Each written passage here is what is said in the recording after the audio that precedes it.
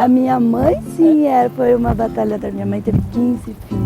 Tudo de parto normal? Tudo de parto normal. A minha mãe foi muito corajosa. Ela pegou 6 filhos, foi morar na cidade para poder ter o direito de estudar, que na colônia não tínhamos mais além da 4ª série. E meu pai que dizia que quando a gente faz as coisas certas, não tem que ter medo. Quando eu estava terminando minha academia aqui, deputada, apareceu esse concurso para segurança da Assembleia.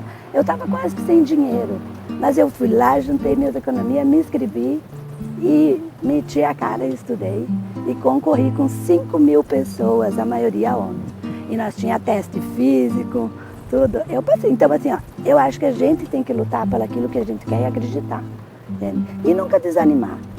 E realmente me sinto uma das pessoas privilegiadas neste estado, porque é tão pequeno o percentual de mulheres, sobre 55 deputados, somos 8 mulheres hoje, é o período em que tivemos o maior número na casa, e eu espero que nós representemos bem o povo gaúcho, porque não é a diferença de sexo que dá a qualidade da humanidade das pessoas. Então eu acho que homens e mulheres somos dignos da mesma condição humana e da mesma condição de direitos na sociedade. Eu acho que assim como a Helenir conseguiu a história dela de respeito aqui dentro, eu também vejo que as mulheres nesta casa conseguiram, com o tempo, conseguir o seu lugar pela sua capacidade e pelo seu compromisso com a sociedade.